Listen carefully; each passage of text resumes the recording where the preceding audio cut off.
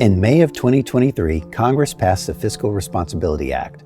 This law reinstated caps on the defense and non-defense portions of the discretionary budget. For defense, the budget cap for 2024 is $886 billion, the level requested by the Biden administration. For non-defense, the cap is $704 billion. To make the budget caps more palatable, Democrats negotiated a side deal with former Speaker McCarthy that added $69 billion to non-defense spending through a series of budgetary maneuvers. This side deal, however, was not written into law, but the recent agreement announced by Speaker Johnson reaffirms this in principle. The difficulty now is passing appropriations bills that conform to these limits. Currently, the government is being funded under a pair of continuing resolutions at 2023 levels for both defense and non-defense.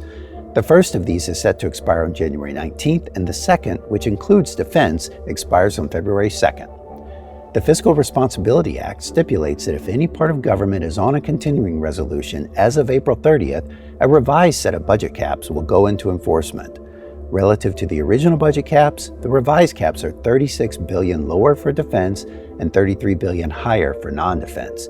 This is effectively a forcing function for Congress to finish appropriations bills.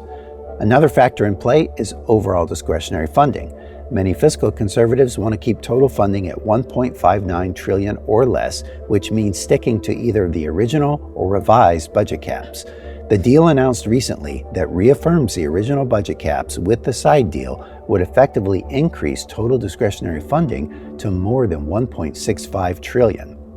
The bottom line for defense is the best case scenario is $886 billion in funding. The worst case is a scenario that triggers enforcement of the revised budget caps at $850 billion. This $36 billion difference is substantial. It would lead to reductions in modernization programs, the size of the force, and overall military readiness.